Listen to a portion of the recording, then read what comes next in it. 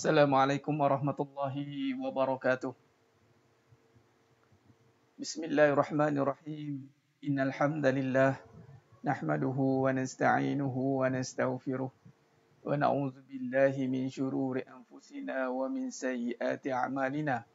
May yahdihillahu fala mudilla lahu wa may yudlil fala hadiyalah. Ashhadu an la ilaha illallah wahdahu la syarika lah wa ashhadu anna Muhammadan 'abduhu wa rasuluh.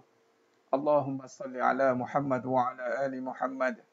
Rabbi yasir wa la tu'assir, Rabbi tammim bil khair. Rabbi shrah li sadri wa yassir li amri wa hlul 'uqdatam min lisani yafqahu qawli. Allahumma aftah alaina hikmataka wa anshur alaina min khazaini rahmatika ya arhamar rahimin. Al-Malikul Quddus As-Salamul Mu'minul Muhaiminul Azizul Jabbarul Mutakabbir.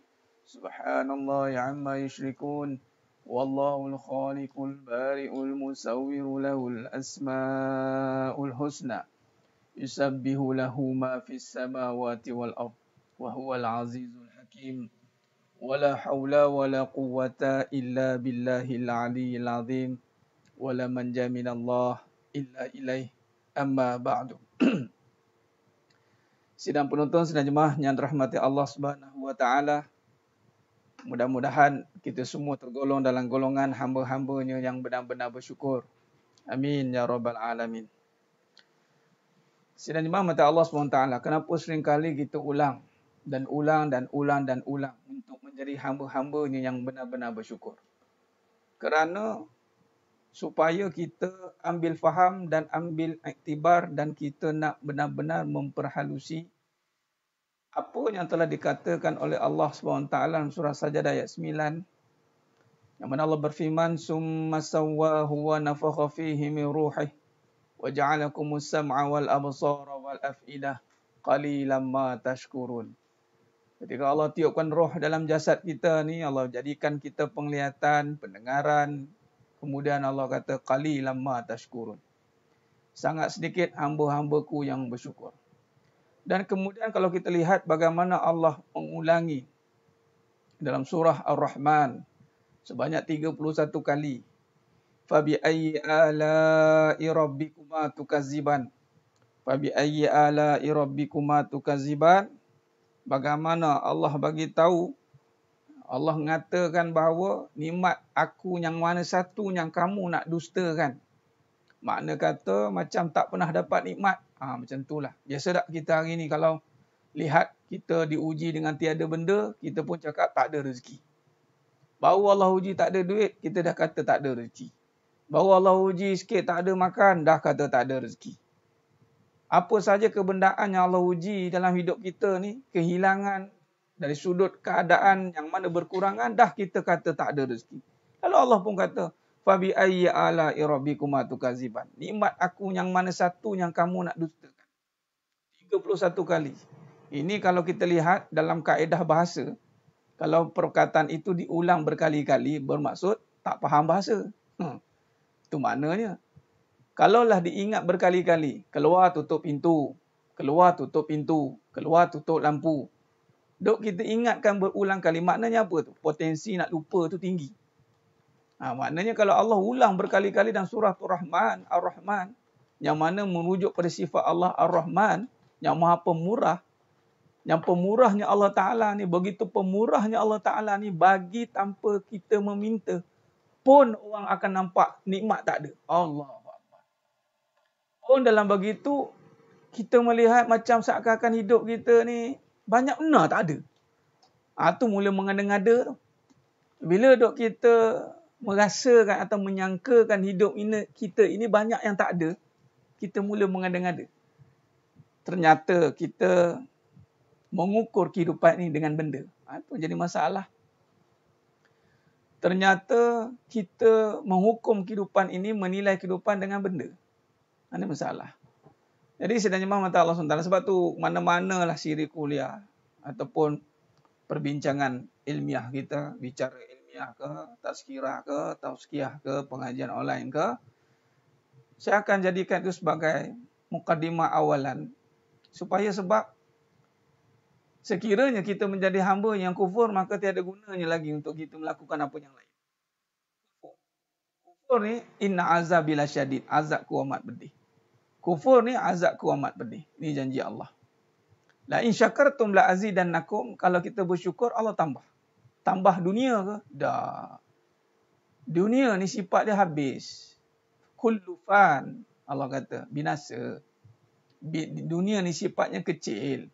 Kul mata'ud dunya qalil. Jadi janganlah kata Allah tambah nikmat tu Allah tambah pada dunia. Dah. Allah tambah nikmat pada jiwa kita yang seringkali merasa cukup dan puas. Sentiasa merasai akan kewujudan Allah Ta'ala itu dekat di hati dan melihat alam ini dengan begitu luas, melihat kehidupan ini tanpa sempadan. Bahasa Jawa kata, beyond infinity. Itu dia. Itu yang kita nak. Jadi sedang jemaah mata Allah SWT, Alhamdulillah bertemu lagi kita pada malamnya penuh barakah ini dalam siri pengajian kuliah online. Terima kasih kepada semua yang dah bersiaran. Lambat masuk, enggak mengapa. Yang penting masuk. Alhamdulillah. Selamat datang kepada yang mungkin yang baru mengikuti pengajian kita. Selamat datang. Terima kasih. Ahlan wa sahlan wa marhaban bikum. Dan terima kasih kepada semua yang dah menyebarkan. Bantu ta'awanu ala birri wa taqwa. Bantu sebarkan. Sebarkan kuliah ini seluas-luasnya. Marilah kita jadi ejen kebenaran. Kerana ejen kebenaran itu adalah satu suruhan Allah. Allah suruh sebarkan kebenaran, sebarkanlah dia. Sebarkan kepada kawan-kawan kita. Ke ahli keluarga kita. Sanak saudara kita. Siapa-siapa je lah nak disebarkan, sebarkan. InsyaAllah. Baik, sidang jemaah mata Allah SWT. Pada malam yang penuh barakah ni, kita akan menyentuh dan menyambung tajuk pengajian kita. Ya. Kita nak buat khulasah. Saya nak buat kesimpulan dulu tentang ujian, hakikat ujian dan masalah. Dan tajuk yang seletak di situ adalah ujian dan penyesalan. Kemudian kita akan masuk tajuk baru, hakikat yang ada. Nah, kalau kita buka muka surat kita yang lama, kalau kitab versi lama, Allahumma salli ala Muhammad. Muka surat 48. Itu kalau tajuk baru. Kalau versi baru ni, muka surat 61. Baik, sidang jemaah mata Allah SWT. Saya nak buat dulu kesimpulan dalam perbincangan tajuk ujian dan masalah. Yang mana sebelum ini kita dah sentuh tentang hakikat ujian dan masalah. Kita nak tumpukan benar-benar tentang apa yang kita nak fahami tentang ujian. Supaya jangan lagi kita mempersoalkan ujian. Kita tak nak hidup kita mempersoalkan perkara yang tak sepatutnya. Kita tak nak. Kan salah soal, kan jawapan pun salah. Salah tanya, salah jawapan. Sebab tu kita kena memperhalusi tajuk ujian ini. Kemudian kita lihat. Apa yang kita nak lihat, apa yang kita nak faham daripada perbahasan kita ni, insya-Allah. Baik, sidang jemaah mata Allah SWT. Sebelum tu kita bantu dulu. Tunggu sahabat-sahabat kita yang lain mungkin. Ada yang masih mungkin tak dapat notification ke. Baik, sebelum tu sidang jemaah mata Allah SWT. Yang mana belum subscribe, sila subscribe. Saya ada channel ni di YouTube tu, tolong subscribe. Ada yang kita dah upload, bolehlah lihat nota-nota atau kuliah-kuliah yang lama-lama tu, jadikan dia ulang kaji.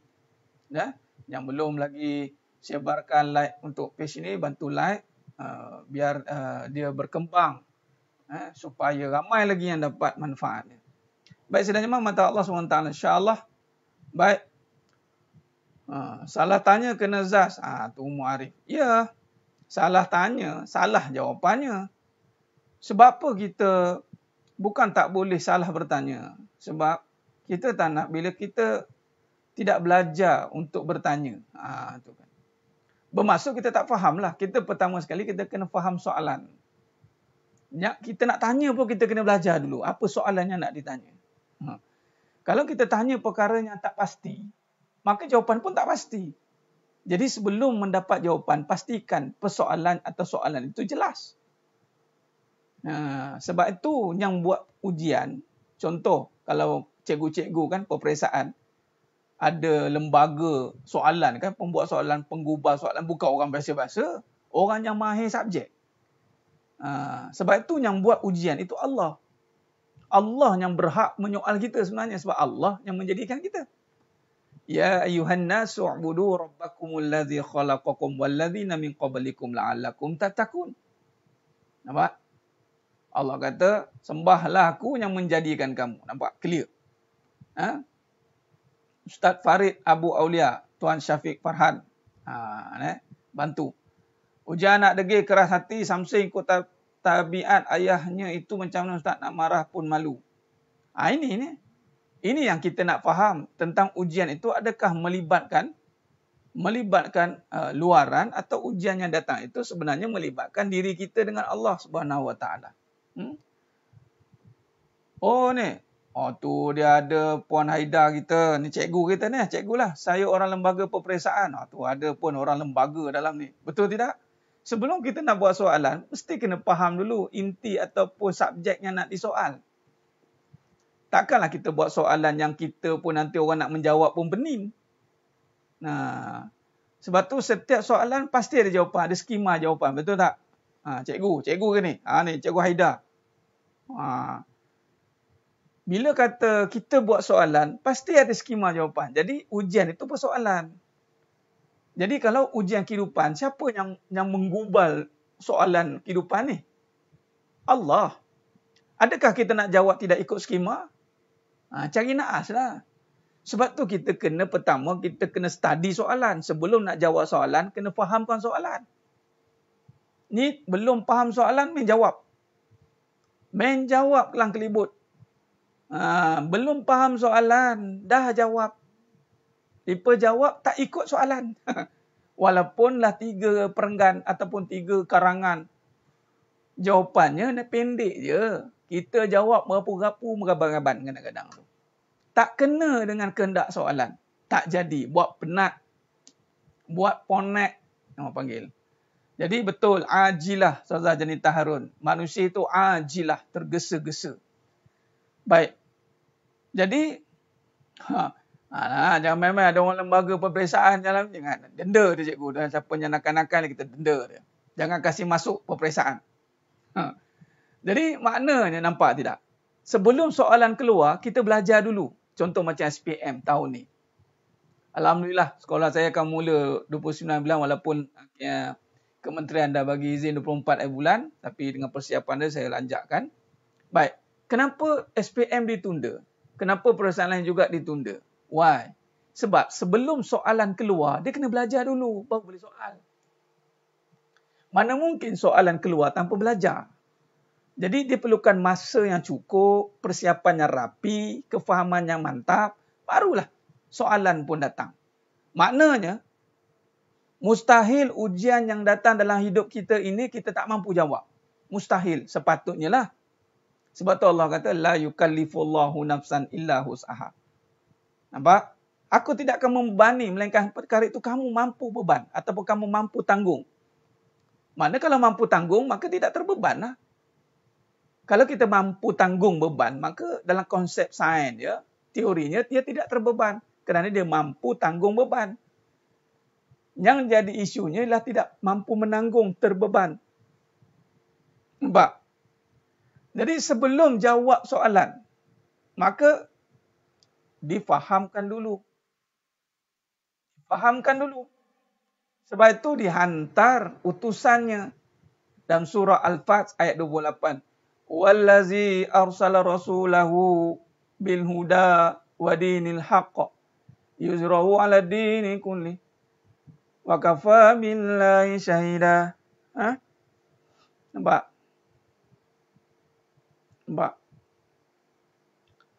Jadi sebenarnya mata Allah Subhanahu Wa Taala. Prasekolah buka dulu pendapat Ustaz macam mana? Ini luar bidang kuasa saya menjawab. Itu kena tanya pihak pendidikan, kementerian, kenapa prasekolah buka dulu.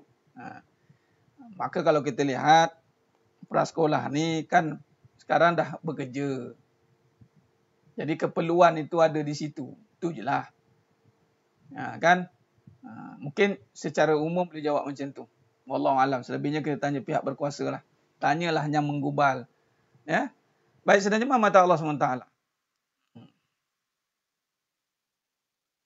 Maka di sini, kita nak buat kesimpulan pada tajuk ujian. Maka bila kita faham ujian, baru kita akan masuk pada hakikat yang ada.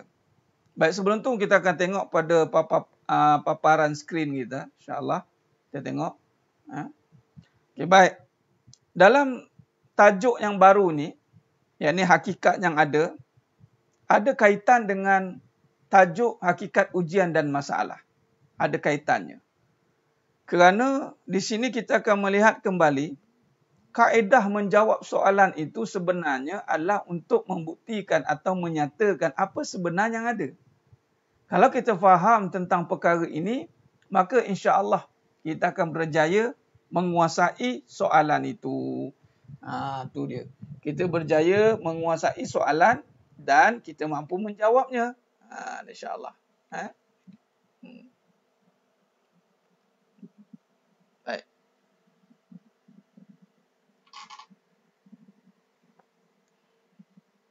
Jadi sebenarnya mata Allah SWT. Kadang-kadang salah tanya soalan pada yang layak untuk menjawab. Macam mana Ustaz? Tak tahu soalan kita tu siapa yang layak jawab. Oh ya. Nah, di situlah kita kena faham dulu soalan kita tu soalan tentang apa. Dan memang kita takkan tahu. Tak tahu.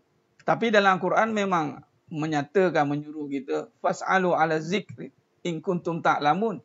Bertanyalah kepadanya ahlinya. Sekiranya kamu tidak mengetahui. Cuma dalam bab kehidupan, di sinilah kita pertama sekali, bila kita nak bertanya tentang soalan-soalan yang rumit, yang sulit, tentang apa? Soal rezeki, soalan kehidupan, soalan masa depan. Dan itu bukan soalan teknikal ya. Lainlah kalau soalan teknikal, itu kalau kita tanya macam mana nak masak, senang, tanya ya chef. Macam mana nak buat rumah, tanya tukang buat rumah. Macam mana nak tanya tentang perihal ubat-ubatan, tanya doktor. Tapi kalau nak tanya perihal kehidupan, nak tanya siapa? Nah, itu kena balik kepada kebenaran. Pertama, kita kena kembali kepada Allah. Kembali kepada Allah itu dengan doa. Itu penting doa. Dan kita dah minta pun. Nampak? Jadi, kita dah minta pun doa. Ihdinas siratal mustaqim. Ihdinas siratal mustaqim. Tunjukkan aku jalan yang lurus. Nah, macam mana kaedahnya? Bila kita doa, apa yang Allah akan buat? Macam mana nak jawab soalan? Dan soalan tu kadang-kadang bukan dia datang immediate. Soalan jawapannya immediate. Maka Allah akan datangkan dengan kefahaman dulu Puan Fazilah. Maka Allah akan temukan dengan ilmu-ilmu yang menjawab persoalan itu. Allah akan datangkan. Itu namanya bila kata kita nak menjawab persoalan kehidupan. Nah, orang sekarang kalau masalah kehidupan cari kaunselor. Ya. Boleh juga kekuatan kurnia ikhlas sebab kaunselor kan berdaftar. Betul tu. Kita tak nafikan. Tak apa. Kita raikan semua. Cuma pastikan setiap kali kita berjumpa soal-soal kehidupan, itu pastikan ada penyelesaian. Kita tak nak pimai-pimai tang tu. Pimai-pimai tang tu, masalah hati masih sama, masalah kehidupan masih sama. Walaupun kita luaran nampak berbeza, tetapi rupa-rupanya ada isu di dalam jiwa. Maka kalau isu di dalam jiwa ini, pasti kena selesai dengan jiwa. Kan resah hati kan. Soalannya adalah tentang resah hati kita ni. Maka jawapannya mesti diselesaikan dengan untuk menenangkan. Jadi itu sepatutnya. Jadi ketenangan itulah yang kita cari. Bukan cari siapa yang boleh menenangkan aku. Jangan cari orang. Allah akan datangkan orang. Tapi tak semestinya orang itu yang membawa ketenangan.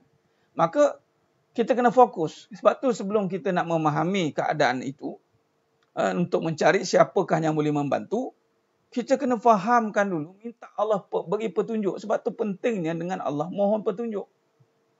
Mohon petunjuk. Betul Puan Roslina. Depression sekarang menjadi satu benda yang adat. Alat adat lah tu. Standard lah tu. Stres. Dalam kehidupan. Kehidupan mana yang tak stres? Yang lagi bahaya kita kaitkan dengan Nabi pula. Standard lah tu, Nabi pun stres. Tu jadi masalah. Nabi pun stres. Kita lagi bukan Nabi. Dia mula kait dengan Nabi ni jadi masalah ni. Jadi dia nak membetulkan, dia nak mencari sokongan kepada keadaan dia itu, maka dia cuba kaitkan. Nampak tidak? Sebab itu semua orang insya-Allah ada peluang untuk mendapat petunjuk. Semua orang ada peluang untuk mendapat petunjuk Allah. Buktinya apa? Apabila dia solat dan dia baca Fatihah. Di situlah doanya. Ihdinas siratal mustaqim. Nampak? Saat saya memerlukan petunjuk Al-Quran, saya akan buka Al-Quran secara awak dan memang ada jawapan yang petunjuk serta doa. Apa pandangan Ustaz? Al-Quran memang petunjuk Puan Nur Adila Abdullah. Tak semestinya kena tunggu ada masalah. Namun, memanglah Al-Quran turunnya ayat itu bermula dengan ada masalah. Asbabun nuzul. Ayat turun, ada cerita dia. Maka, macam saya cakap sebelum ini, ada orang gunakan kaedah buka Al-Quran. Buka Al-Quran untuk cari penyelesaian. Betul lah tu. Masuk kaedah tu betul, kita rujuk Al-Quran. Tapi berhati-hati. Kerana ada kaedah-kaedah yang tidak menjadi teras dalam perbahasan Al-Quran. Sebagai contoh, dia cari isu, kemudian dia nak cari jawapan dalam Quran, nak menyokong isu dia. Sebagai contohlah, dalam bab nombor. Jadi, ni ada hikmah ni pada nombor 5 ni. Maka dia carilah yang berkaitan dengan nombor 5. Maknanya dia cari benda dulu, baru cari Al-Quran. Itu jadi masalah. Hati-hati. Kita bimbang, kita mencari jawapan yang menyokong. Nak mencari dalil yang menyokong masalah kita. Bukan nak menyelesaikan masalah. Faham? Faham tidak? Jenis yang main buka-buka tu. Hati-hati. Sebab tu bukan sekadar main buka-buka. Bukan main buka-buka macam tu. Al-Quran itu perlukan bimbingan. Dia perlukan hudan linnas. Huda itu mestikan bimbingan daripada yang ahlinya. Yakni yang benar-benar jelas kefahamannya tentang Al-Quran. Yakni kehidupan lah. Sebab tu je bukannya main teka-teki. Al-Quran bukan teka-teki. Kaedah-kaedah macam tu hati-hati. Kaedah ibarat teka-teki. Main selak-selak ni hati-hati. Takut jadi teka-teki dan ibarat macam nak menyokong permasalahan kita. Patutnya nak menyelesaikan. Tapi jadi menyokong. Sebab tu dalam membaca Quran itu mesti dimulakan dengan kalam ta'awuz. A'udzubillahi minasyaitonirrajim. Itu dia. Sebab kemungkinan boleh jadi walaupun kita jumpa dalil Al-Quran tapi tidak menjadi penyelesaian. Hati-hati. Sebab tu masalah ni, menyelesaikan masalah resah hati ni memang dia kena ingat. Contoh, Alif Lam Mim. Zalikal kitabu la raiba fi. Nampak? Zalikal kitabu la raiba fi. Ini kitab bagi orang yang tiada ragu. Jadi ketika kita ada masalah dan kita ada keraguan, tiba-tiba kita pegang Al-Quran, kita bimbang, dia jadi lebih teruk keraguan itu. Nampak? Maka, jadi tak jadi masalah sebenarnya. Bukan jadi isu. Sebab memang semua orang kena rapat dengan Al-Quran. Semua orang boleh rapat dengan Al-Quran. Memang semua orang kena dengan Al-Quran. Cuma kalau kita lihat daripada muka surat 61 tu, cuba tengok. Bersandarkan pada wahyu yang pertama diturunkan kepada Nabi Muhammad SAW, ia merupakan bukti untuk kita kembali meletakkan keutamaan. Dia melihat segala ada, yang ini menggunakan dengan mata hati. Pandangan mata hati inilah merupakan pandangan yang hakiki. Yang ini pandangan yang tidak terpengaruh dengan pandangan yang palsu, yang ini pandangan yang zahir. Pandangan zahir ini hanya mampu melihat apa yang sedia ada di hadapan kita, tetapi sesekali tidak akan mampu melihat akan hikmah atau hakikat di sebalik pada sesuatu kejadian. Tu apa maknanya? Maknanya, ni rujuk Al-Quran lah ni. Cuba tengok tu. Surah Al-Alaq 1 hingga 5. Nampak tidak? Surah Al-Alaq hingga 1 hingga 5. Okey. Maka kalau kita lihat di sini, daripada surah Al-Alaq 1 hingga 5 ini, kita tengah ceritakan balik bagaimana nak menyingkapi kehidupan kita ni.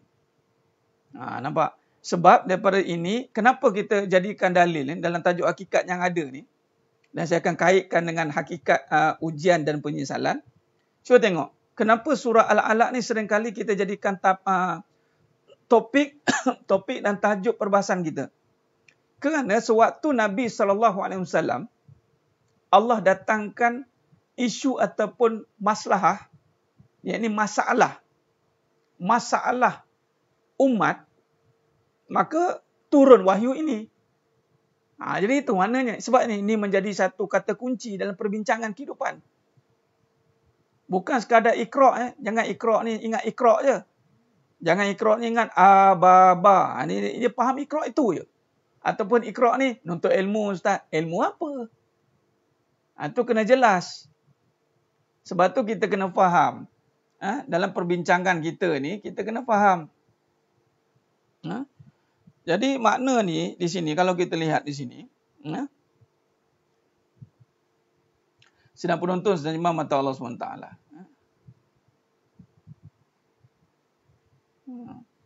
Baik, kalau kita lihat ujian,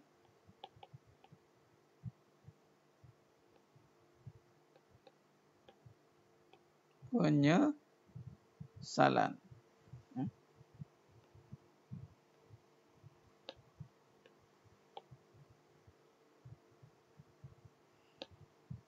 Baik.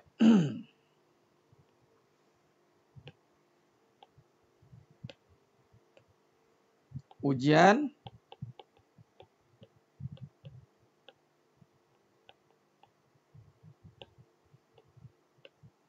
dan kita nak melihat pada hakikat yang ada kaitan dia. Kalau kita melihat merujuk kepada perbahasan surah Al-Alaq,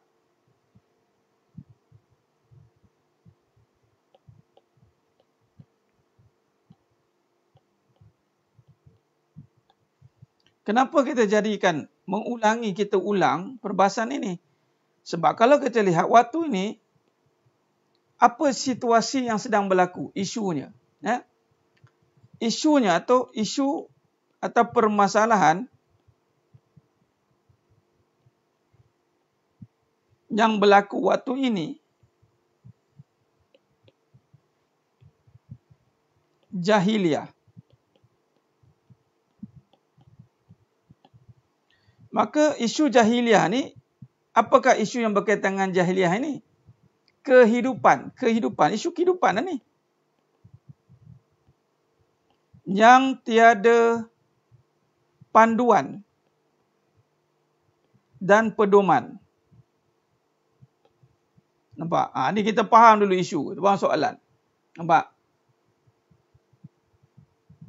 Maka daripada sini, apa kesan daripada permasalahan ini?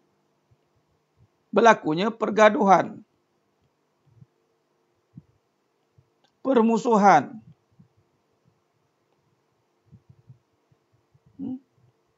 pembunuhan.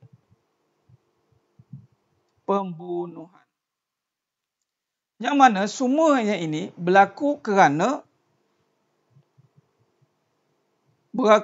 apa? Isunya adalah tidak puas hati.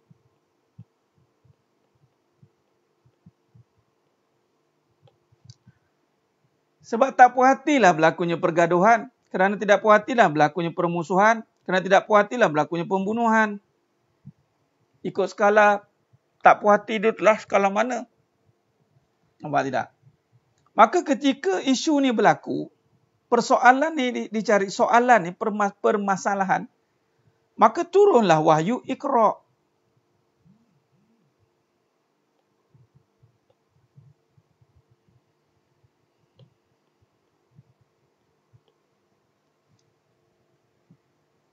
Nampak? Turunlah wahyu Iqra', yang mana isunya adalah ni. Ini saya nak highlightkan ni.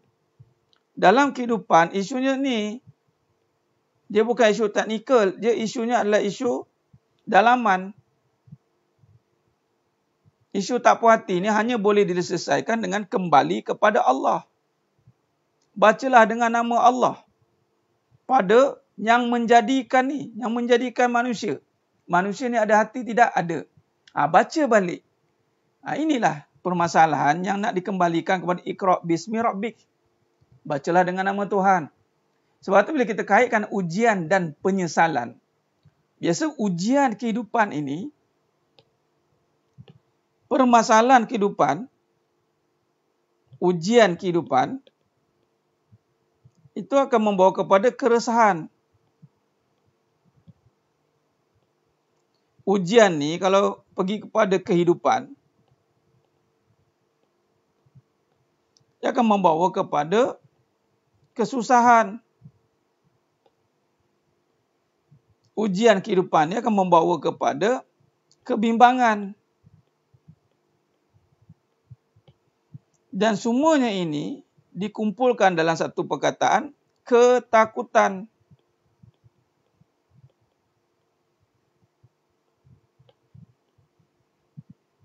Dan ujian ini juga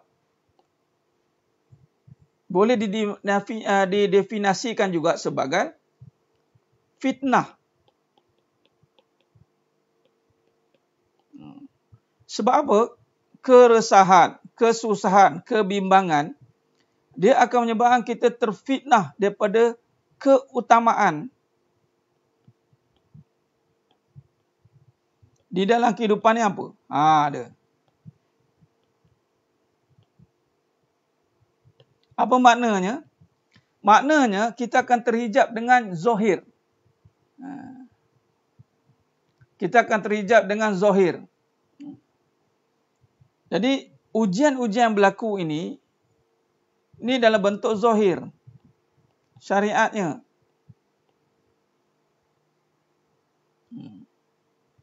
Baik. Jadi kalau kita faham, dan kita dah bincangkan sebelum ini, ketakutan ini, bila kata ujian, itu melibatkan ketakutan, yang mana keresahan, kesusahan, kebimbangan.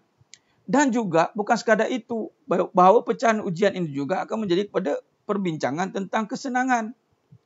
Kesenangan ini juga, kesenangan ini akan pergi juga kepada ketakutan juga. Tak hilang, isu ketakutan masih ada. Nampak? Ini saya tulis balik supaya mudah-mudahan nampak. Kesenangan itu ada isu ketakutan juga. Dah senang masih takut. Kalau susah, apatah lagi. Maka isu ketakutan ni masih lagi tidak terjawab. Nampak? Isu ketakutan ini, takut ini masih ada. Nampak?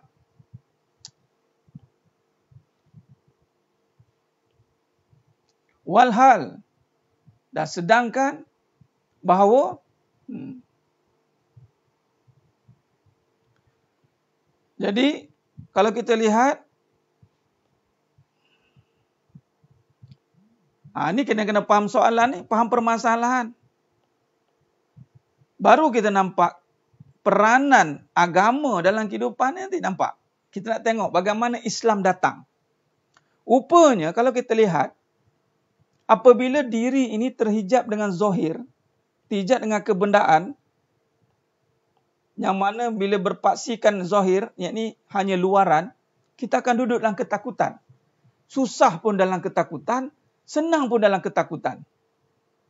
Nampak?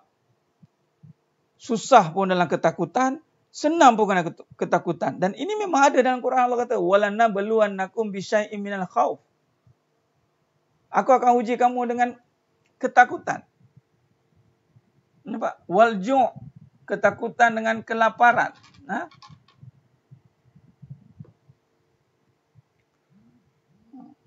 Wa naqsi minal amwali wal anfusi was samarat wa basyiris sabirin. Nampak? Maka kita kena faham, nampak tak ujian ni apa? Ketakutan kan kata kunci ni. Jadi baru kita nampak bagaimana fitnah atau ujian ketakutan ni boleh duduk. Kalau saya buatkan dia gambar ranjah begini. Ujian ketakutan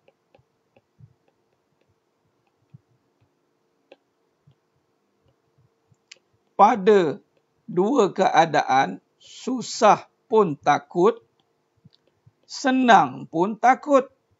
Nampak? Jadi soalannya kat mana? Susah atau senang atau ketakutan? Inilah soalannya. Inilah ujiannya. Nampak? Ini kita kelas jawab soalan ni. Kelas memahami skema soalan. Dan belum masuk skema jawapan lagi. Skema soalan ni, penggubah soalan ni. Dan kita tahu ni pun dengan Allah yang mengajar kita melalui kalam Nabi, iaitu melalui Al-Quran. Nampak? Nampak tidak?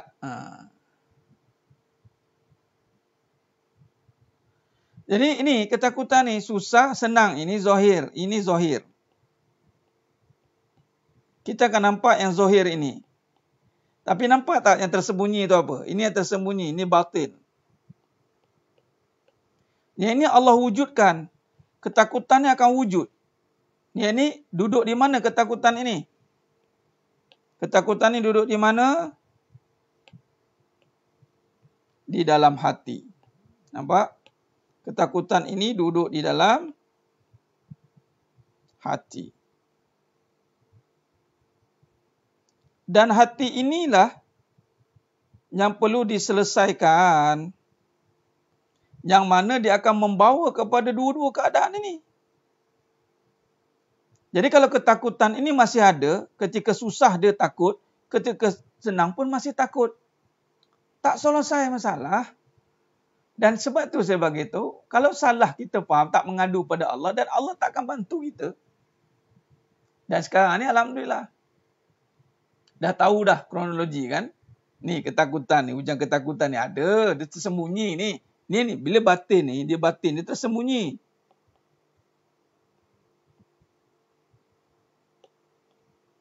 Baik, apa kaitan dengan umat jahiliah? Kalau kita lihat, ketika zaman jahiliah ni, umat jahiliah dan sesiapa yang masih duduk dalam ketakutan, jahiliah ni takut pada apa? Kebendaan. Dia takut pada kebendaan, maka dia akan jadi jahiliah. Sebab tu banyak berlaku pergaduhan melibatkan kebendaan. Gaduh sebab harta.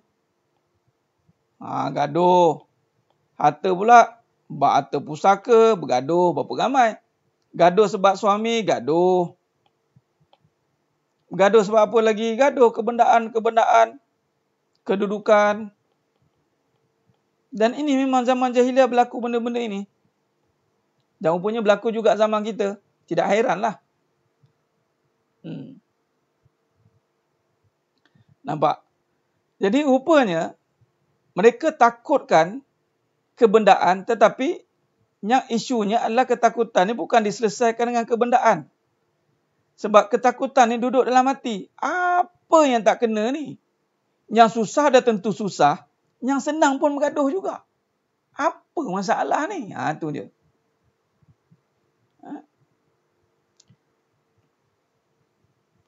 Tuan Ilyas Junaidi takut mati boleh jadi jahiliah tak? Kalau dia termasuk dalam penyakit wahnun, hubbud dunya wa karahiyatul maut, takut mati. Bimbang-bimbang jahiliah. Sebab Islam bukan berbicara soal takut mati.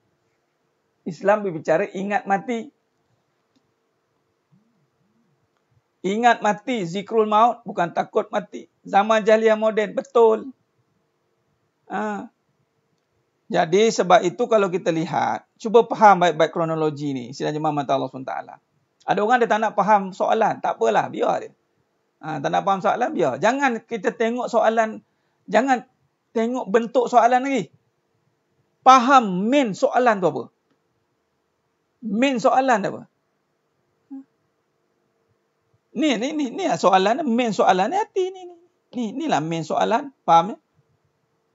Jangan tengok bentuk soalan lagi. Sebab bentuk soalan nampak macam berbeza-beza tapi sama je bentuk soalan tu. Tukar-tukar je, betul tak Cikgu Haida? Main dia dah tahu dah tajuk ataupun main subjek sains contoh, fizik. Tapi bentuk soalan tu ubah-ubah lah. Masih tak lari daripada ruang lingkup fizik. Contoh. Berdosa ke Ustaz kalau takut mati? Kan takut mati itu perkara yang dilarang. Maka kita bimbang takut mati kepada perkara yang tadi. Wahnun, penyakit dunia. Cinta dunia, takut mati. Alah Ustaz. Ya, main soalan betul. Masalah hati. Takut mati Ustaz sebab banyak dosa. Nah, itu isunya banyak dosa. Bukan takut mati. Isunya banyak dosa. Kalau banyak dosa, minta ampun lah. Itu je lah. Nampak? Jangan sayang kepada semua permasalahan, berbalik kepada hati yang hanya ada Allah. Ya, nampak? Kita nak bawa ni. Bukan sekadar sidang jemaah mata Allah SWT. Mungkin kita dah tahu balik pada Allah.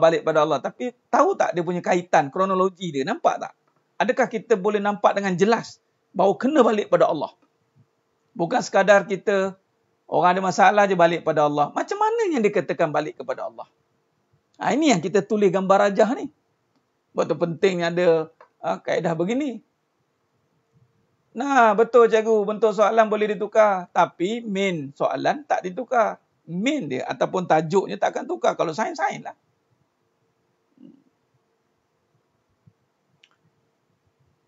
Ya, Tuan Mak Yazid Ali takut pada keadaan. Ya, dia menjadi satu kesalahan. Sebab dia akan melibatkan keraguan. Bila ragu, kita hilang keyakinan, nanti bimbang. Dia ganggu hati. Salah lah. Salah lah nanti. Nampak? Jadi sidang jemaah mata Allah Subhanahu Wa Taala. Maka di sini kalau kita lihat, maka barulah kita nampak. Barulah kita nampak.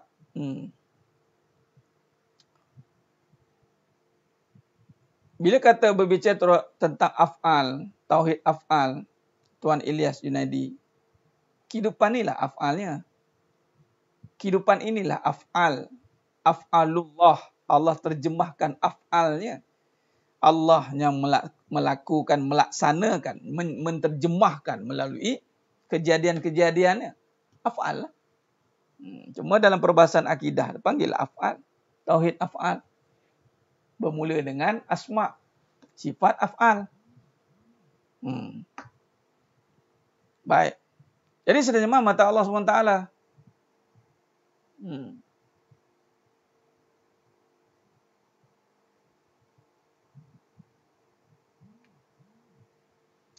Baik, kena faham main soalan itu adalah hati zaman jahiliah. Dia takut kepada kebentaan. Mana dia mencari bila ada ketakutan tadi, dalam susah pun takut, dalam senang pun takut. Sebenarnya takut ni duduk di mana? Orang beriman dah tahu dah takut di hati. Maka datanglah agama.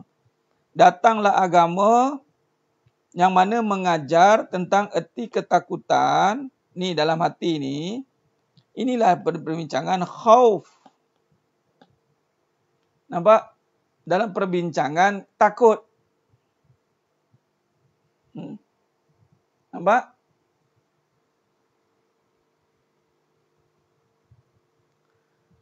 Jadi, bila kata takut inilah yang kita nak kupas. Ketakutan ni kita dah sentuh dah sebelum ini. Yang mana rupanya ketakutan kita ini sebenarnya mutlak. Kembali kepada Allah. Sebab itu datangnya agama. Nampak? Bila datangnya agama yang mengajar tentang manusia untuk kembali takut kepada Allah, bahawa bila kata takut ini dikembalikan. Takut ini dikembalikan. Apa isu takut tadi? Yang kata Tuan Ilyas nak tahu tentang tauhid af'al ni. Meh sini kita terang ni. Terang detail sikit. Tuan Ilyas Junaidi ni. Nice. Dan semuanya. Bila kata takut, Allah jadikan apa? Allah jadikan isu tadi apa? Wal-ju' lapar. Ni ulang kaji balik ni ya. Bagi lapar. Allah kata dalam isu syariat. Maka perbuatan Allah menjadikan lapar. Lapar bukan manusia jadikan. Nampak? Ni. Lapar bukan jadi sendiri. Sebab tu bila kata akidah. Itu melihat dengan nama Allah segala gerak geri, segala yang terjadi itu dengan perbuatan Allah. La af'al. Allah yang jadikan lapar itu. Wal ju'. Bila kata lapar, dia melibatkan apa? Ini faham baik-baik. Melibatkan rezeki. Sebab lapar melibatkan makan. Bila makan melibatkan rezeki. Rezeki ini berbicara soal apa? Lepas af'al ni. Dia akan naik kepada, ni saya cerita ke bawah ni. Af'al ni bercerita tentang asma'. Sebelum asma' ini, kenapa dia bercerita asma'? Sebab rezeki ini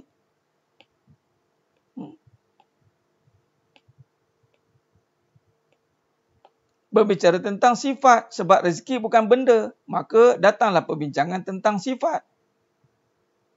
Nampak? Maka datanglah perbincangan tentang sifat. Sebab rezeki bukan benda. Rezeki itu sifat. Sifat yang asal dari mana sifat ini? Sifat yang asal dari asma'. Yakni nama.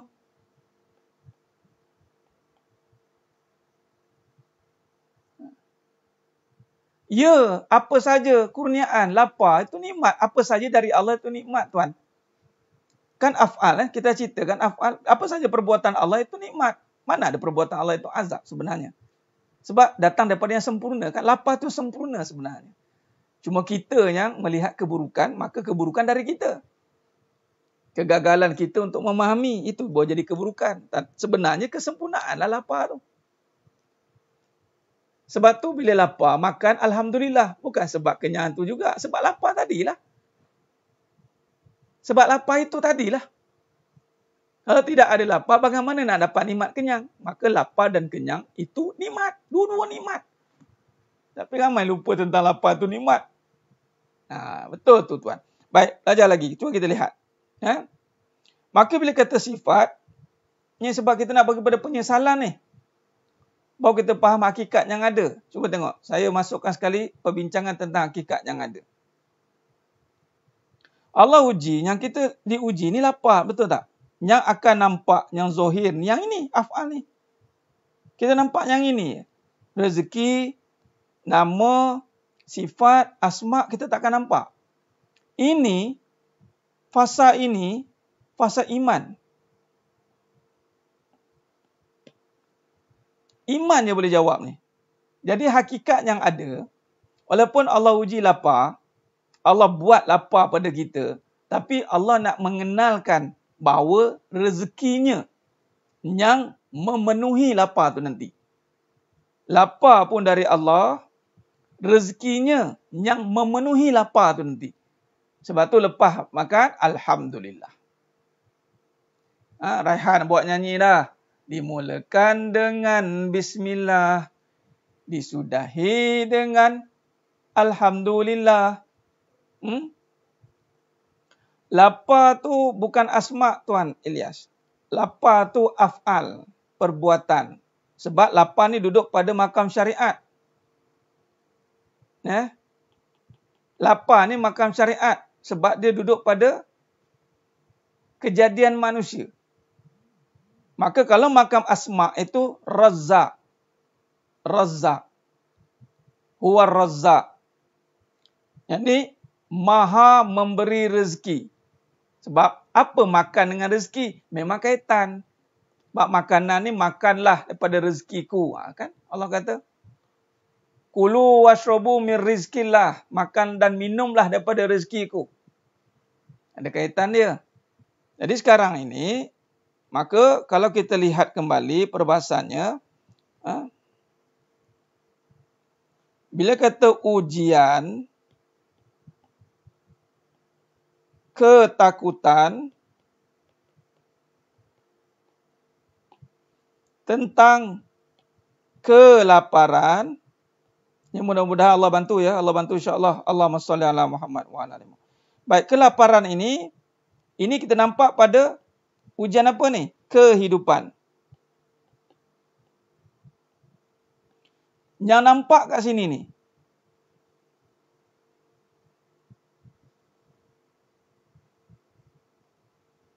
Benar.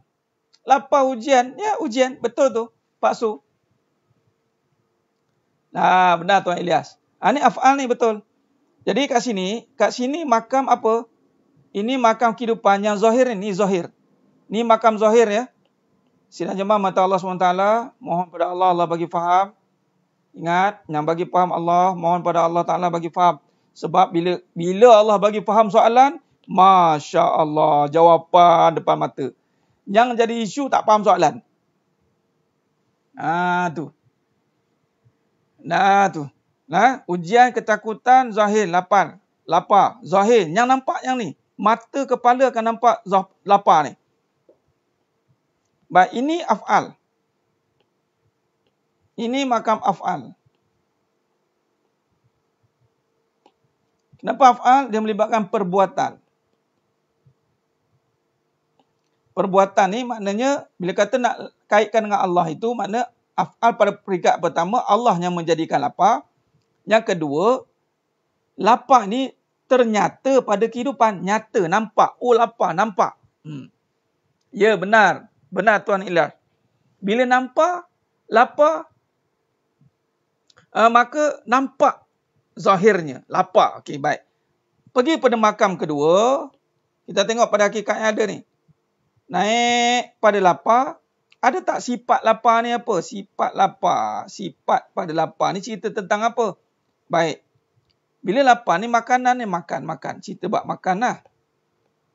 Baik, maka sifat yang kedua, makan ni berkaitan dengan rezeki.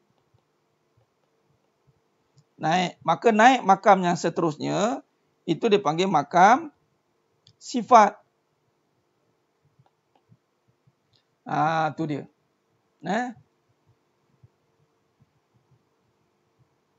Benar Tuan Ilyas Junaidi, betul. Dia sendiri je tahu lapar macam mana. Sebab tu lapar tak diikut orang.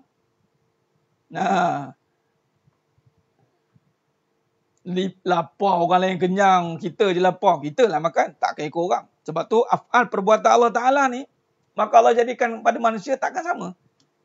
Inilah kekuasaan Allah. Ada orang lapar dengan lapar yang teramat sangat. Ada orang lapar sikit je. Jadi makam lapar pun dah beza dah. Allahumma salli ala Muhammad wa ala ali Muhammad. Belum makam rezeki lagi. Makan lapar pun kita dah tak boleh nak bayang dah. Nampak?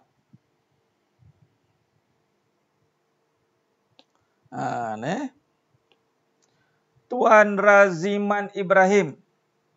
InsyaAllah hajat tuan akan dipenuhi. Sekarang fokus dulu kita mengaji insyaAllah ya. Hajat tuan akan dipenuhi. Adalah insan-insan yang mampu membantu nanti insyaAllah. Ya, mari kita fokus dulu kita menuntut ilmu. Mari kita fokus. Dah ada bagi maklumat tadi kan? Dah. InsyaAllah.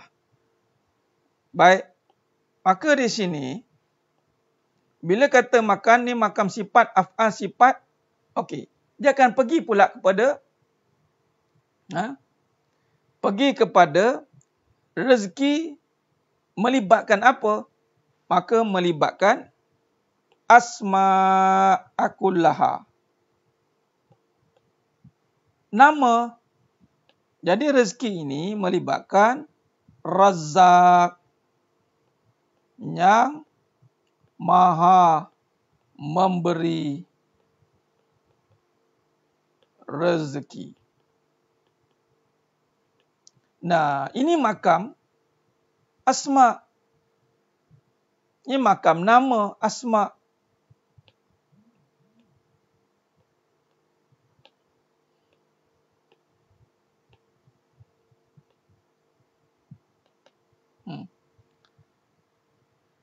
Jadi sedang jemaah mata Allah SWT. Jelas? Cuba tengok.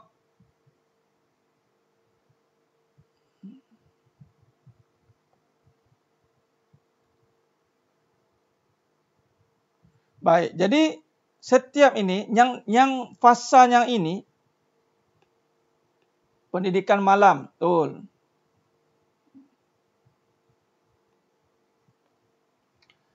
Pendidikan malam ini, benar Ustazah Janita. Harun, betul tu. Okey, baik. Ini, fasa ini, al-lafazan yang tidak nampak oleh mata kepala. Takkan nampak. Sebab perbincangan af'al ini, yang kita nampak apa? Af'al takkan nampak. Perbincangan af'al ni perbincangan akidah. Boleh Tuan Ilya Junaidi, insyaAllah. Qada' dan qadar. Boleh. InsyaAllah. Ni Allah bagi faham ni, qada' dan ketentuan qadarnya. Allah yang menentukan lapar. Allah yang mencukupkan ketentuan memenuhi hajat lapar tu. Jadi, bila kata Allah SWT berkuasa menentukan, maka Allah juga yang berkuasa menyelesaikan. Ada ujian dia pada masa sama, penggubar soalan itu. Jadi, kalau kita lihat, ini makam iman, perbahasan iman. Perbahasan iman, ini 1. Kalau ini kedudukan 1, 2, 3. Yang ni, zahir ni. Dia masuk af'al je, dia dah masuk pada makam ketika af'al, sifat, asma'. Ini makam syariatnya, makam kehidupan ini, syariat lapar. Ada lagi perbincangan pada zahiri, akan nampak perbincangan ikhtiar, usaha. Ini 5. Jadi sebenarnya soalannya, kita kena takut dengan siapa? Takut kepada ni. Dari mana datang ni semua benda ni? Siapakah yang mendatangkan semua? Kadar tu, yang ni Allah. Nah, jadi nampak di sinilah datangnya. Di sinilah datangnya penyesalan. Itulah sebut panggil setiap ujian mestilah membawa balik kepada empunyanya. Itulah penyesalan tubuh. Mesti manusia ni makan menyesal. Menyesal sedar. Menyesal kerana Allah. Bukan menyesal tak makan. Aduh, menyesal aku tak makan. Itu menyesal sebab makhluk. Allah menyesal lah duit habis. Allah menyesal lah. Tak boleh. Sebab hakikatnya itu adalah menceritakan tentang sumbernya. Dari Allah. Nampak? Jadi maknanya, hakikatnya ada itulah yang maha memberi rezeki. Di sinilah datangnya ketentuannya, kekuasaannya yang memegang sumber rezeki. Nampak? Yang memegang sumber rezeki, yakni Allah Azza wa Jalla. Ya Razzaq. Maka di saat ini, barulah bila kita nampak bahawa Allah SWT itulah yang pemegang kepada rezeki, maka inilah perbincangan tentang hati. Maka bila ada masalah rezeki, maka perbetulkan hati terlebih dahulu.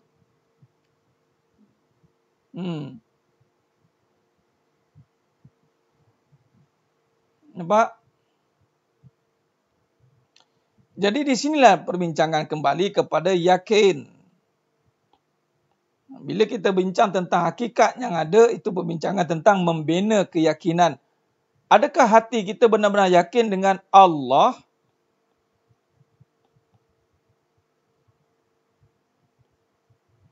Yang mana Allah yang memegang sifat, yang memegang nama-namanya, yakni Razzaq, Huwa Razzaq,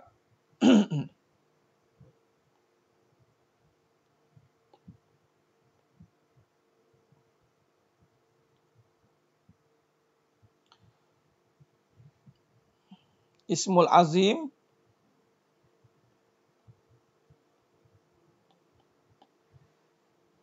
ini Asmaul Husna,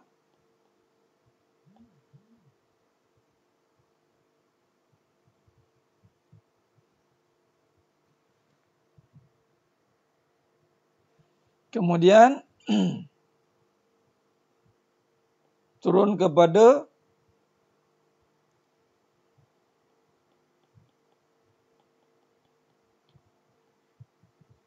rezeki, itu makam sifat. Kemudian turun kepada tadi Allah uji lapar.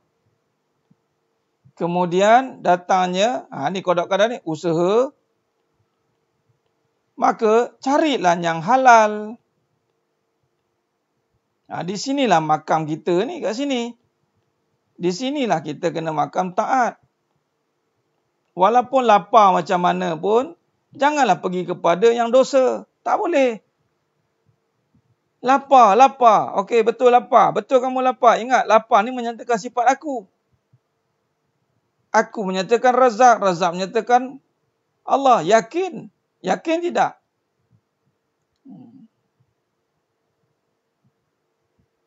Nampak? Di sini orang tak nampak. Orang nampak terus. Terus nampak kat sini. Yang penting makan. Yang penting soru cari makan. Cik makan. Ni. Cari makan. So nampak ni. Cari makan. Ni nama. Cari makan tu pula berbicara soal cari duit. Ya, cari duit. Bila cari duit, dia lupa halal dan haram. Dia lupa cerita dia, isu dia kan nak selesaikan isu lapar dia ni. Sebab lapar tu lah kan. Bila lapar, ni kena pergi dulu. Nampak?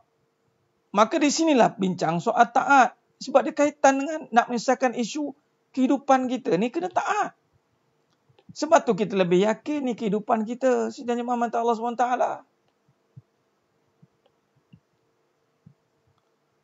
Sebab itu datangnya agama. Usaha. Kena yang halal. Taat. Cari makan, cari duit. Untuk benar. Bila kata usaha halal, sini makan taat, makan takwa.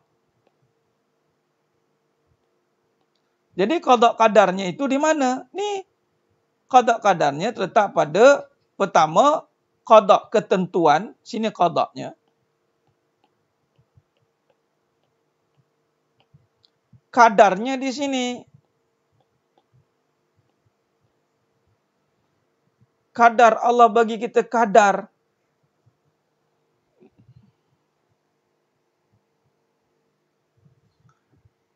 Ya, Cikgu Aida. Ini apabila dia beranggapan, dia cuba nak mengaitkan tentang makhluk potong jalan dia, cantah dia, itu makam syariatnya nampaklah. Contoh lapar. Sebab apa tak makan? Sebab orang potong job saya tak dapat duit, jadi saya tak dapat makan. Tapi isunya adalah Allah nak ujilah tu. Adakah dia nampak Allah yang memberikan rezekinya, jawatannya, atau dia nak nampak selain Allah? Kalau dia nampak Allah, maka dia akan perbetulkan ketaatan. Di situ datang menyesal. Di sinilah akan datangnya menyesal. Penyesalan duduk di mana? Penyesalan duduk di sini. Taat itu. Penyesalan itu satu ketaatan atau dipanggil taubat. Taubat ni satu tuntutan. Wajib taubat. Istighfar lah. Satu tuntutan. Taubat, saya tak buat dosa lagi. Ini bukan soal buat dosa. Taubat tu sendiri tuntutan. Dan memang kita ready untuk buat dosa pun. Dosa lalai. Apa dia? Dosa lalai. Ni, dosa lalai. Ghaflah, nasia, lupa. Kita seringkali lupa. Qalilan ma tashkurun. Nampak?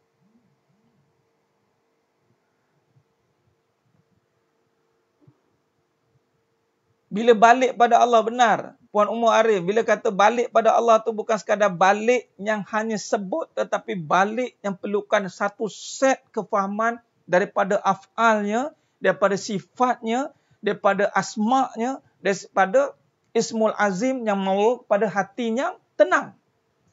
Jadi di sinilah datangnya kaedah ujian itu mesti berhadapan dengan tenang walaupun belum selesai masalah.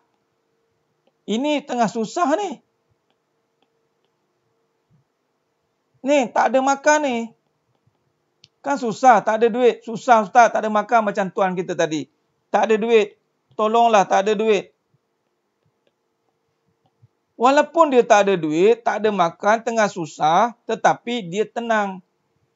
Di sinilah saya cerita tempoh hari kan. Tenang ni dengan mencari Allah, dengan memahami. Ni malam ni. Ni tengah susah ni Ustaz. Ya, betul tengah susah. Kadarnya memang kita kena buat. Kadar.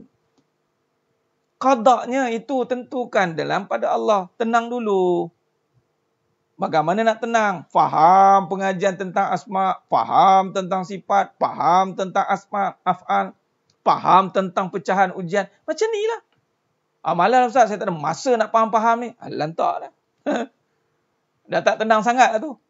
Ingat, bila dia susah, dia tak nak cari ketenangan, dia mencari kesenangan. Dia lari kepada kesenangan. Saya tak cerita panjang-panjang, saya nak senang. Silakan. Ini yang berlaku pada jahiliah dulu. Mereka susah dan mereka senang, tapi tidak tenang. Kerana apa? Tidak ada Allah. Kita cari duit, kita nak senang. Kita cari makan, kita nak senang. Betul? Tapi kita belum tentu dapat tenang. Sebab tu saya tekankan tenang, tenang, tenang itu. Sebab tu sebelum nak menjawab, insya-Allah Tuan Ilyas Junaidi, semua insya-Allah mesti Allah bantu Tuan dan semua yang menonton pada malam ni. Menonton pun saja itu satu bantuan dan Allah nak pilih kita dah tu. Alhamdulillah, syukur pada Allah SWT. Jadi sebelum nak menyelesaikan masalah susah, selesaikan dulu masalah tenang tu. Sebab itu ujian paling utama. Ni. Ketakutan. Hilangkan takut ni dulu. Macam mana nak selesaikan susah kalau masih ada takut? Balikkan kepada kefahaman tenang. Dan ini kena takut, tenang, kena taat lah. Dengan apa? Taubat. Taubat. Menyesal.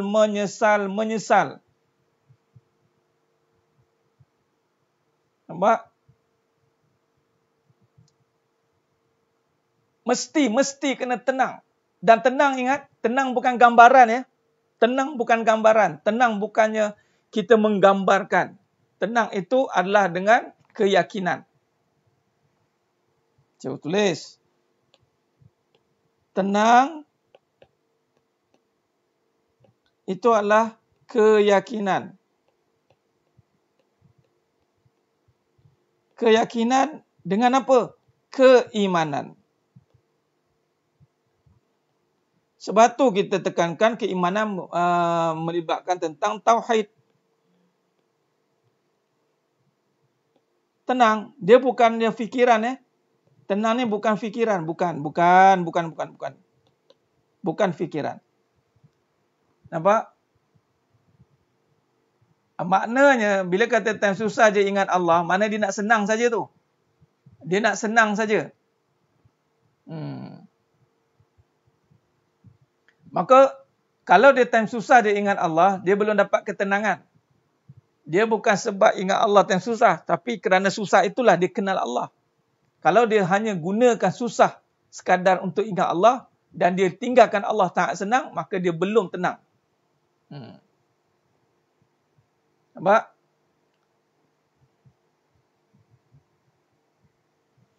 Jadi tenang. Dan inilah bekalan untuk berhadapan dengan ujian. Bukannya saya tenang bila tak ada masalah. Tak bolehlah sebab masalah tentang masih ada, susah masih ada. Allah, susah masih ada. Jangan tertipu dengan penyesalan fikiran ni. Kapitalis, orientalis, dia isu dia tak nak fikir. Tu dia makan pil kuda, pil ekstasi, dia minum arak, dia buat benda-benda yang boleh melupakan ingatan. Dia ingat, tak nak serabut. Dia lupa. Tu kan kadang dia buat benda-benda yang boleh melupakan. Nampak? Kita masih ada masalah. Kita masih susah. Tapi kita tahu nak cari apa dulu. Dan ketika tengah susah, kita cari isu yang paling utama. Hakikat yang ada apa? Allah. Nampak? Jadi tenang melibatkan keyakinan. Keyakinan melibatkan keimanan. Keimanan menceritakan tentang tauhid. Di sinilah kembali di saat Nabi SAW berhadapan dengan ujian kehidupan. Yakni nak menyelesaikan isu umat, maka Allah turunkan Iqra. Ini dalil tauhid lah ni, Iqra. Baca apa? Bacalah nama Allah. Sebab tenang itu hanya dengan Allah. Ala bizikrillahi tatma'innul qulub. Hanya dengan ingat Allah, hati jadi tenang.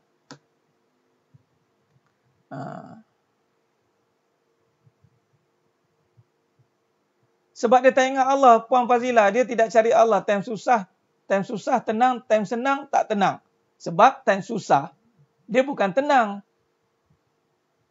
Kalau dia time tenang, time senang dia tak tenang. Mana time susah dia tak tenang lah.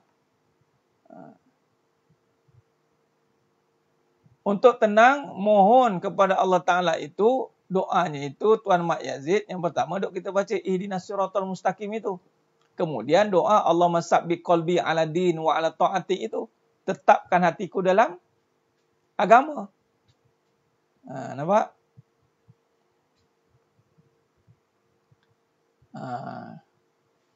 Betul cikgu. Di sinilah Puan Fazilah kata tadi. Dia tu sebenarnya time susah, dia tenang tu dia susah. Dia okey dia buat-buat okey. Sebenarnya isu pun, ada isu sebenarnya. Tapi dia buat-buat okey. Sebab dia terpengaruh dengan fikiran. Dia ingat selesaikan itu dengan fikiran. Dia ada susah tapi dia tak nak menghayati apa sebenarnya.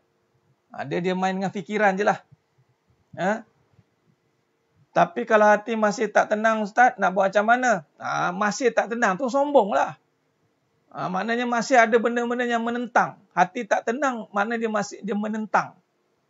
Hati yang tak tenang, masih tak tenang di saat kita cerita kebenaran, maknanya hati yang sedang menentang. Maknanya, banyak salah laku yang ada dalam hati dia tu. Hati-hati. Dia menentang, maknanya banyak virus lah. Bagi ubat, tolak. Bagi ni tolak, menendang. Tak tenang. Biasa kalau siapa yang doktor tu mungkinlah yang nampak. Siapa doktor tu faham lah. Di saat masuk ubat, menendang hati tu. Kalaulah sekiranya kita cerita kebenaran dan menendang, hati mati tu. Hati mati, hati-hati. Tapi setakat ni kalau masih mendengar kebenaran tu, insyaAllah Allah bantu. Itu proses ya puan, proses. Laluinya saja insyaAllah. Nampak senang tapi payah nak istiqamah. Sebab dia nampak senang, cuba jangan nampak senang, nampak Allah.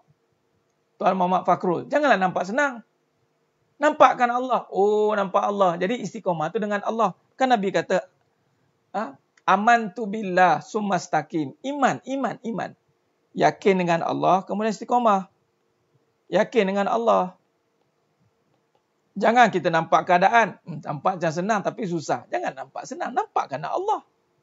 Nampakkan Allah yang tolong kita. Sebab kita mungkin nampakkan pada, kita nampak kepada perbuatan, nampak kepada jam loceng. Kita contoh istiqamah nak tahajud. Siapa yang tak tahajud nampak macam berdosa benar. Padahal itu bukan yang wajib. Dia buat dah jadi macam wajib tu. Hati-hati dulu, kena faham dulu. Kadang-kadang ni yang sunat, yang wajib pun tertukar. Yang harus, yang wajib, yang sunat pun tertukar. Sebab dia nampak dengan amalan dia. Kena istiqamah tahajud ni. Ada payahnya nak tahajud. Kena beri jam loceng ni. Alah, kena baca doa-doa apa lagi. Sebab dia nampakkan usaha dia. Nampakkan amalan dia. Nampakkan Allah lah.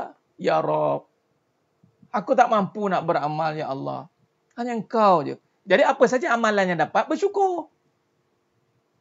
Bersyukurlah setiap amalan yang dapat. Bersyukurlah walaupun sedikit. Sikit je. Dengar orang lain boleh istiqamah. Ada satu tu tulis, siapa yang masih tidak boleh tahajud, maksudnya masih berdusta. Allah, beratnya statement tu. Berat statement tu. Ya, memang makom tahajud tu besar. Tapi, ya Allah, bersyukur. Jadi setiap amalan yang dapat, syukuri setiap amalan dulu. Jangan duk risau dengan amalan yang tak ada tu. Syukur dengan amalan yang ada dulu. Ilmu yakin yang susah. Ya, sebab yakin duk letak dekat diri memanglah susah. Jangan yakin letak dekat diri. Yakin letak dekat Allah. Kebanyakan yakin itu susah sebab dia letak pada keadaan. Ya, Puan Yati macam itu. Apa yang amalan yang wajib? Amalan wajib hati. Yang amalan yang wajib hati. Wajibal wajib. Kemudian yang wajib, yang ada tuntutan wajib seperti solat, wajib. Kemudian berbuat baik, wajib. Tapi bentuk amalan, selain daripada yang diwajibkan, itu semuanya Dalam pecahan sunat, ada yang harus. Kena faham pula itu. Pecahan amal. Nampak? Sidang jemaah mata Allah SWT. Dia nak bangun tahajud tapi tak bangun tahajud. Berdusta dengan hati. Ada yang bagi statement begitu. Puan Anis, saya tak kata begitu. Saya bagi tahu ada yang berbuat statement begitu. Jadi berat. Bagi saya statement tu berat. Kerana tahajud, kalau tanya saya, ia bukan satu kewajipan. Walaupun dia satu perkara yang ibadatnya dituntut juga. Tapi bila kata kita boleh tahajud, kemudian kita tak boleh istiqamah tahajud. Agak-agak macam mana? Kita nampak siapa? Nampak diri lah. Aku tak boleh tahajud lah. Payahnya aku nak tahajud. Aku lagi. Ataupun, Allah tak bagi aku tahajud ni. Aku lagi. Artinya syukurlah ya Allah. Apa saja amalan yang kau berikan pada aku syukur ya Allah. Aku tahu aku hamba yang lemah ya Allah. Hakikatnya ada hanya engkau. Aku sifat tak ada. Kau adakan aku beramal pun syukurlah. Kau adakan aku untuk istighfar pun syukurlah. Kau adakan untuk aku peluang untuk menuntut ilmu pun syukurlah. Terima kasih ya Allah. Kemudian kau adakanlah amalan-amalan yang mampu aku lakukan. Jangan. Sebab Nabi tak pernah berat-beratkan dalam amal. Hati-hati. Nabi tak pernah. Sebab tu Nabi kata, sedikit tapi istiqomah. Yang sedikit tapi yang istiqomah. Itu kalau buat amalan syariat. Tapi dalam hati Nabi tak kompromi. Dalam hati Nabi tak kompromi.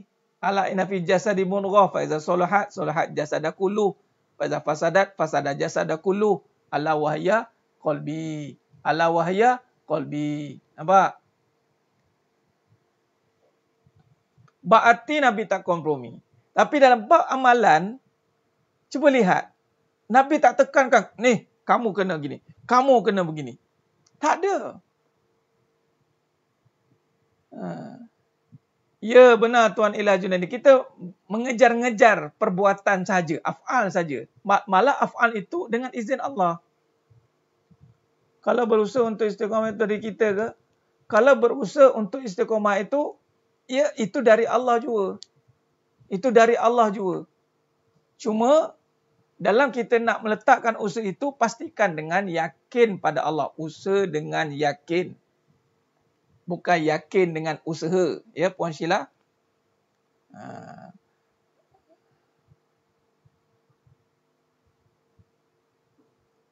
Susah nak bangun tahajud. Sedar-sedar barulah sakit kepala. Yelah. Betul lah tu. Ada memang orientasinya meletakkan amalan itu sebagai amalan perbuatan, kan? Tapi bila kita kaji tentang persoalan hati ni, Allah melihat hati yang ikhlas dalam beramal. Ingat, yang wajibnya ikhlas. Yang wajibnya ikhlas. Jadi yang mana yang wajib dalam perbuatan, dalam amalan? Amalan yang mana yang wajib? Amalan. Bukan bentuk amalan je. Amalan. Apa yang wajib? Ikhlas. Ni ya. Maka ikhlas ni perbincangan tentang apa? Hati. Dalam bentuk amalan, ada amalan yang wajib. Perbuatan. Sebagai solat. Yang rukun yang 5 lah. Kita faham yang wajib yang 5 dulu. Rukun Islam yang 5. Katalah ambil solat. Mengucapkan nama syahadah, kemudian solat. Jadi, ini wajib. Amalan solat wajib. Nampak? Dalam amalan yang wajib pun, sekiranya tidak memenuhi spek ikhlas, tak diterima. Bayangkan. Jangan cerita amalan yang sunat lagi ya. Ni sunat tadi apa tadi? Tahajud.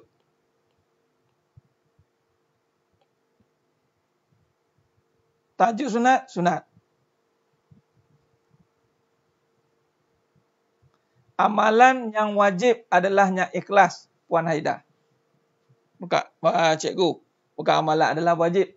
Amalan yang wajib itu adalah amalan dengan ikhlas.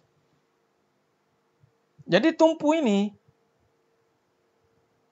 Ini kata Imam Syafi'i rahimahullah ta'ala mengatakan barang siapa yang nak taat kepada Allah, itu belajarlah ikhlas. Belajar ikhlas ni duduk apa? Ini tentang apa ni? Niat. Ni yang kita tengah belajar sekarang ni. Buat ujian ni. Kemudian masuk cerita hakikat yang ada. Nampak? Nah, betul. Itu proses. Mana di sini ditekankan adalah kena fokus. Kena faham. Dalam kita nak diujikan ketakutan kan. Ketakutan kan itu akan pergi selain Allah. Okey, ikhlas ni lawannya riak.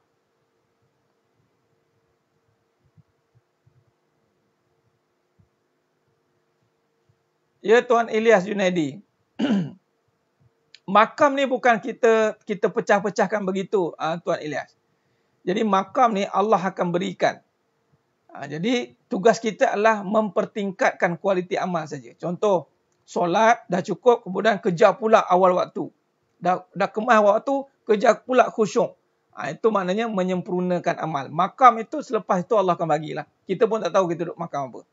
Tak ada kita dah boleh awal waktu, ni makam ini. Dah boleh khusyuk, ini makam ini. Lebih baik kita terbuka saja. Kita bimbang, kita duduk pada benda yang selain Allah. Itu kita tanya.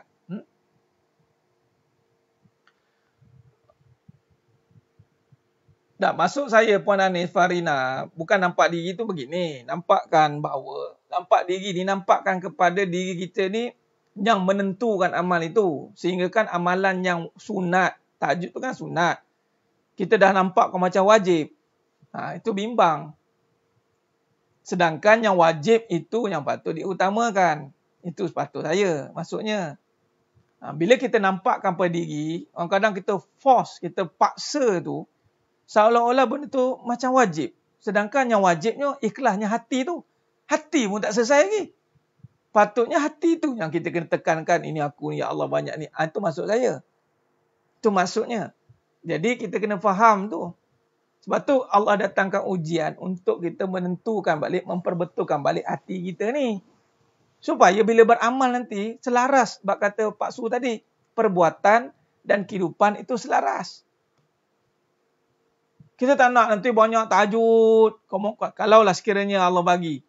Banyak sedekah. Tapi kita lupa amalan yang wajib. Yang mana? Yang mana Ustaz amalan yang wajib? Hati tu.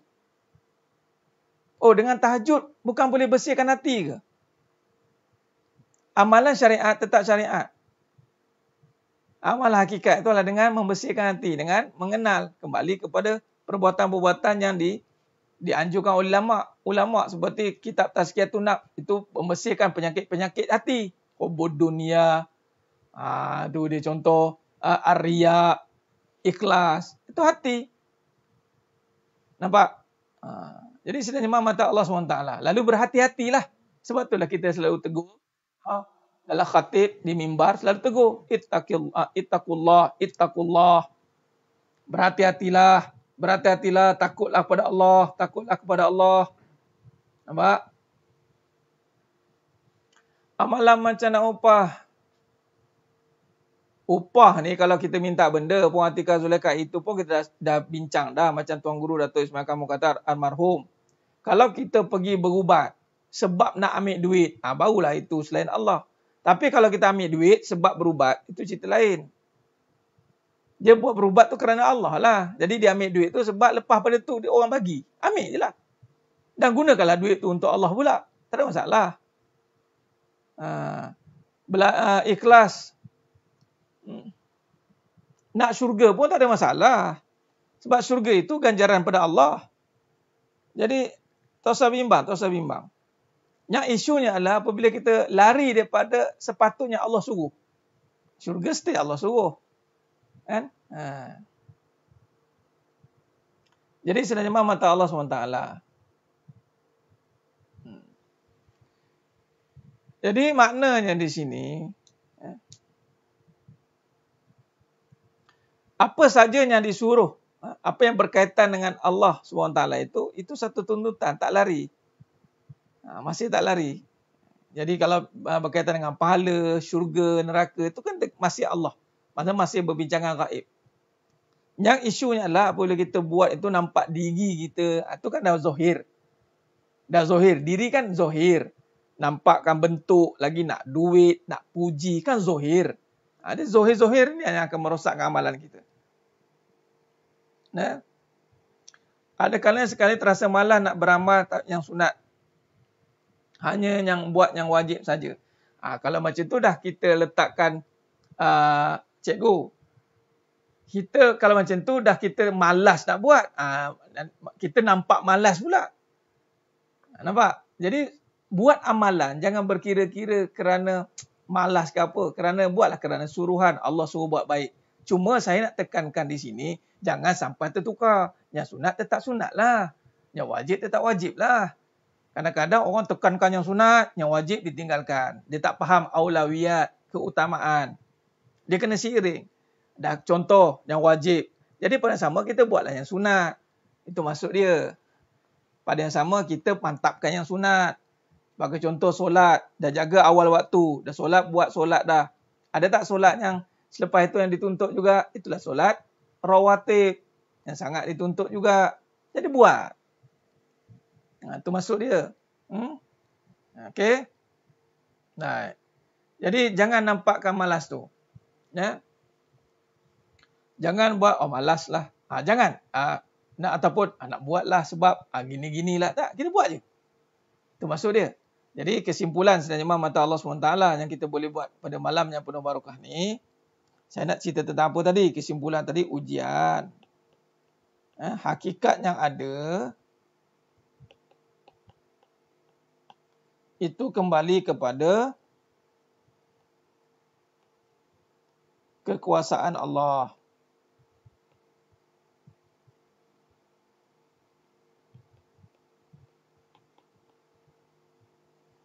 Allah menyatakan kekuasaannya melalui Allah menyatakan melalui kejadiannya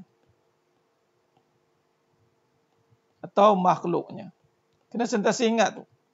Ini dalilnya itu surah Al-Alaq ayat 1.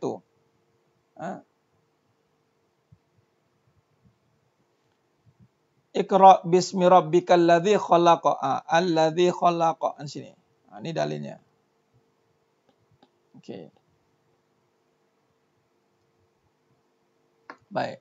Jadi ujian hakikatnya ada itu hanya kuasa Allah. Jangan rasa berkuasa. Ni ujian. Aku berkuasa untuk keluar daripada ujian ni. Hebat dia. Hebat dia. Salah. Ujian susah, senang. Malah kita nak selesaikan takut. Jadi takutlah kepada kekuasaan Allah. Itulah penyelesaiannya. Takutlah kepada kekuasaan Allah. Jadi Allah nyatakan kekuasaannya pada kejadian makhluknya. Maka kejadian makhluk ini untuk sebagai asbab. Di sini makam asbab. Yang mana juga kita boleh letakkan af'al. Makam perbuatan. Walaupun asbab ini, ingat hakikatnya itu untuk kembalikan kepada kekuasaan Allah. Tu. Macam mana tadi? Dah kita pecahkan tadi. Yang mana datangnya itu pada asbab ini adanya Allah terjemahkan sifat. Yang mana daripada sifat tadi Allah terjemahkan asma-Nya. Yang mana sifat asma ini semuanya berbicara soal kekuasaan Allah balik. Nampak? Jadi apa pun dia akan pergi kepala. Boleh nampak? Contoh tadi kita bincang tentang apa tadi? Rezeki. Itu sifat. Sifat siapa? Sifat yang datang pada nama Allah Razzaq. Dah selesai masalah. Okey, faham. Kita pun faham. Jadi di saat kita berhadapan dengan ujian atau musibah, kita masih berusaha nak menyelesaikannya, maka pada yang sama kita meletakkan keyakinan kita kepada Allah SWT 100%. Itu dia. Nampak? Selesai? InsyaAllah. Ini dia. Ini kita mengkaji, menggubal soalan ni. Mudah-mudahan Allah bagi kita faham. InsyaAllah sihat sakit juga ujian. Ya. Betul. Puan. Sihat sakit. Susah senang tu pecahan dia banyak lah. Kita boleh kupas lah sebelum ni. Dia orang sebab mati takut mana. Betul. Habislah kalau bercampur dengan dorongan lain ataupun adat, bimbang rosaklah amalan itu. Ustazah. Betul tu. Baik. Jadi nak nampak itu hakikat yang ada apa? Itu hanya kembali kepada Allah. Hakikatnya ada. Nanti kita sambung lagi perbincangan kita ni pada esok hari insya-Allah. Mudah-mudahan Allah berkati kita semua. Kalau lihat pada surat 62. Kita berhenti kat muka surat 62. Kalau lihat di situ, kembali melihat sifat dan nama-nama kekuasaan Allah. Arti kata lain, seluruh kejadian alam ini hanyalah ataupun sebagai tanda-tanda kekuasaan Allah yang menyatakan sifatnya pada segala kejadian. Yakni berbalik kepada soal keimanan, keyakinan pada perkara-perkara gaib. Adapun perkara gaib adalah segalanya gaib itu adalah Allah Subhanahu wa taala. Kita berhenti kat muka surat 62. Baik. Maka di sini sebenarnya mata Allah SWT, mudah-mudahan dengan perkongsian ini kita akan lebih faham. InsyaAllah. Hakikat yang ada hanya kembali kepada Allah. Lalu cara kembali itu adalah dengan sentiasa menyesal. Penyesalan, ujian dan penyesalan tidak boleh dipisahkan. Jadi ujian dan penyesalan tidak boleh dipisahkan. Kerana hakikatnya ada, hanyalah kekuasaan Allah. Sejauh mana kita nak lari daripada kekuasaan Allah? Kalaulah kita faham semuanya itu adalah dengan Allah, maka tidak boleh tidaklah. Tidak boleh tidak, kita mesti berpaut, bergantung kepada Allah. Ini yang kita nak. Wala manja minallah illa ilaih. InsyaAllah. Jadi saya rasa cukup setakat itu perbincangan kita pada malam yang penuh barakah ni. Ingat, apa yang kita boleh dapatkan terkunci pada malam ini, ujian dan penyesalan tidak boleh dipisahkan. Kembalilah kita kepada ketentuan, yakni qada dan qadarnya, kekuasaan. Kembalilah kita pada kekuasaan, bagaimanapun keadaan, susah, senang menyatakan dia. Dalam susah, dalam senang, kita nak tenang. Tenang itulah keutamaan hidup kita yang hanya ada pada orang beriman sahaja. Beruntunglah kita jadi orang beriman. Allahu Akbar. Allahu Akbar. Beruntunglah kita menjadi orang yang beriman. Kerana orang yang beriman sajalah yang akan dianugerahkan ketenangan. Jadi terima kasih banyak. Sidang Jemaah Mata Allah SWT. Lambat sikit kita habis malam ni. Nak cover semalam tak ada. Malam semalam tak ada.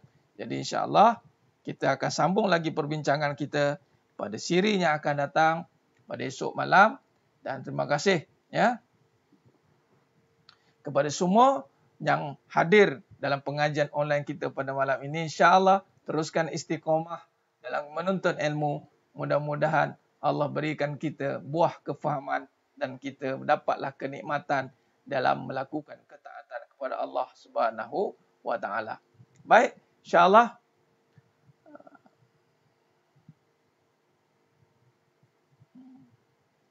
kita jumpa besok. Mudah-mudahan Allah berkati kita semua. Mohon maaf atas terkasar kata, terkurang bicara, atas segala kekurangan. Mohon maaf. Mudah-mudahan Allah sajalah yang mampu menyempurnakan perbincangan kita pada malam yang penuh barakah ni. Aku qouli hadza wa astaghfirullahalazim li wa lakum. Wa bila taufiq wal hidayah. Assalamualaikum warahmatullahi wabarakatuh. Kita tangguh dengan tasbih kafarah dan suratul asr. Subhanakallahumma wa bihamdik. Asyhadu an la ilaha illa anta astaghfiruka. Bismillahirrahmanirrahim. Wal 'asr innal insana lafi khusr illa alladhina amanu wa 'amilus shalihat wa tawassaw bil haqq wa tawassaw bis sabr. Wallahu a'lam bisawab. Takbir. Allahu akbar.